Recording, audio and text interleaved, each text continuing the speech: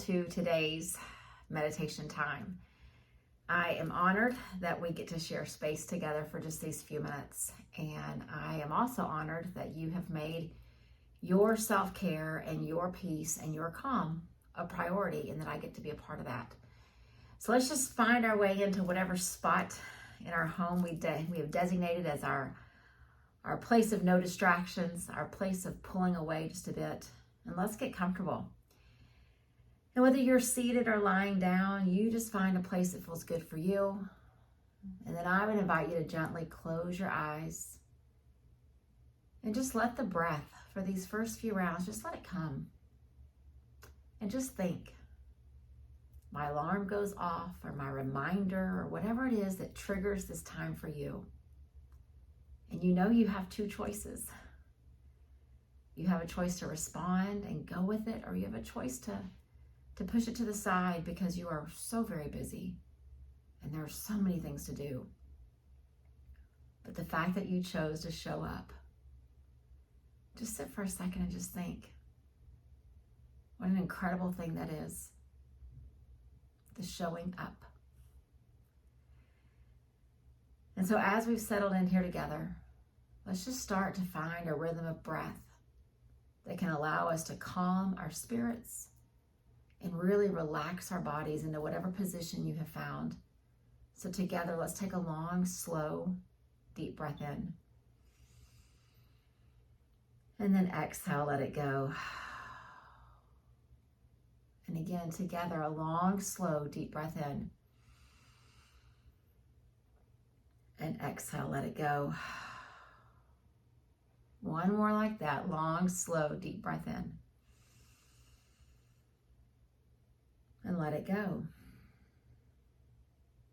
And just notice, it's only 3 breaths, but notice how quickly the body and the mind and the spirit respond. It's not perfect. There's still distractions, there's still things bubbling up, but just in 3 intentional breaths, see what a difference it makes. And so I'd like for you just to stay where you are with your eyes gently closed, with that same solid rhythm of breath coming and going out of you.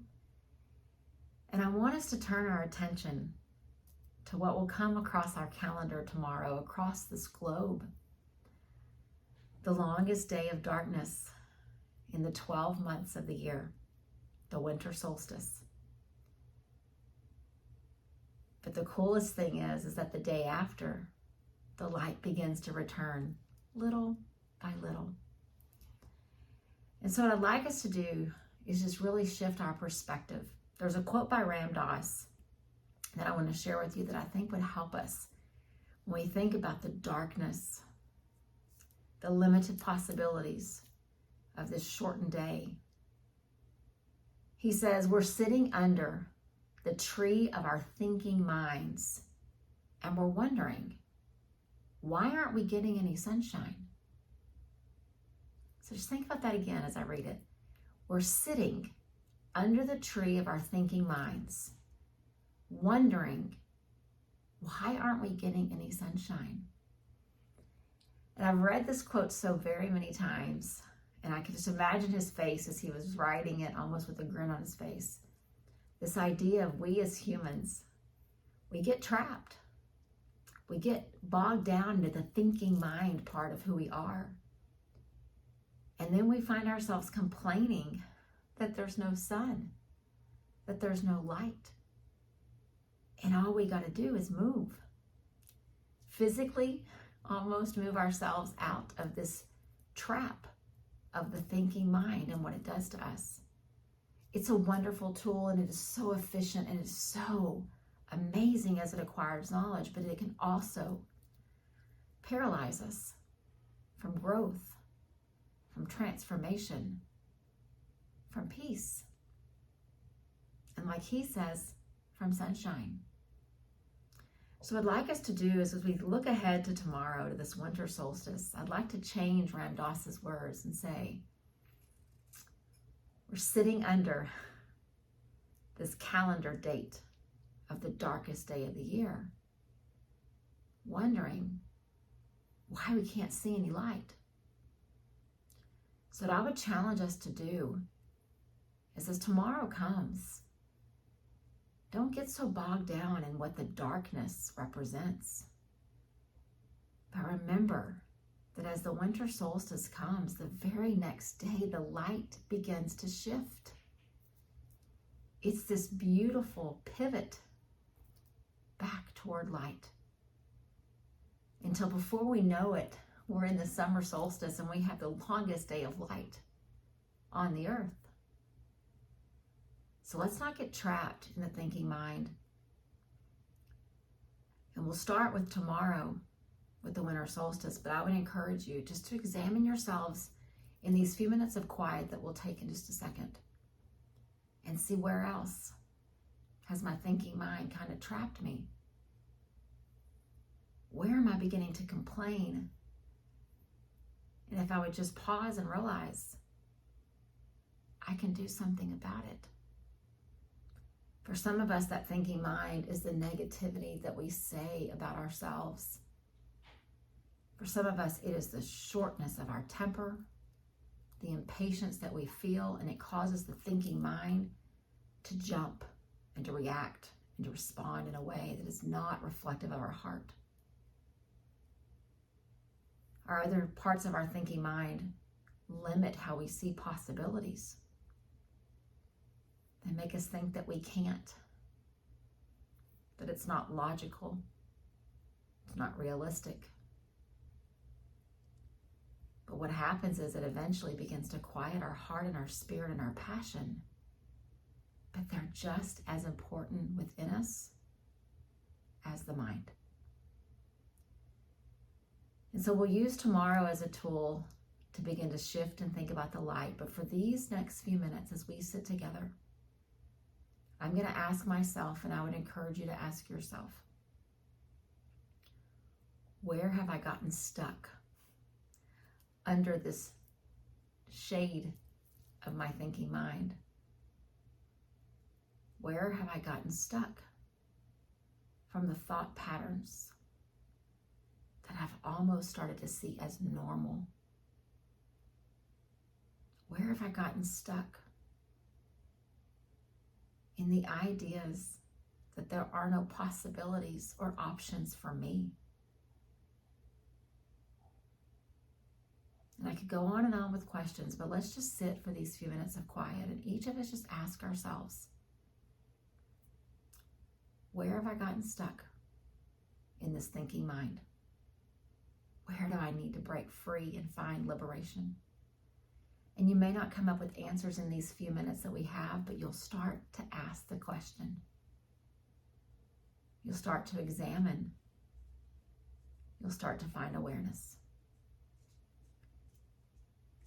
Don't be afraid of the answers as they come. Face them with courage. And as proud as you are of showing up, be proud of the fact that you're pausing to listen to yourself as well. So let's take a long, slow, deep breath in and exhale. One more long, slow, deep breath in and exhale. Asking ourselves the question and pausing to see what comes.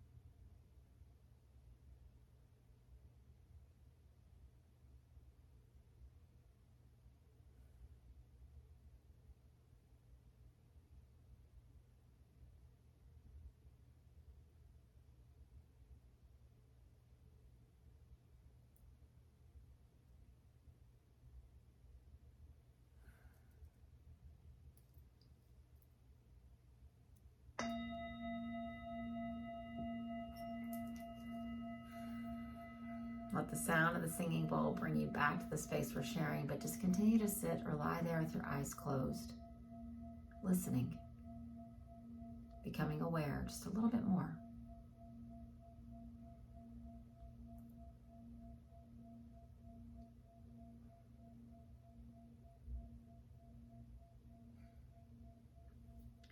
Tomorrow is the winter solstice. On the calendar, it is the shortest day of light in the year that we have. But for us, let it be a shift of perspective, where even though we see the darkness, we look a little deeper and we start to find the light. Let's not sit under this tree, like Ram Dass says, wondering why we're getting no sun. Let's get up and do something about it. Your first step is when you show up for meditation. It's like putting on armor so that you can get out of your own way and really begin to see possibilities and not let the distractions and all the patterns of thought and all the negativity determine your path. You determine it. Your path is your path, and there's not another one like it. So tomorrow, as the darkness comes, let's use it as a reminder. There's light on the other side. Namaste.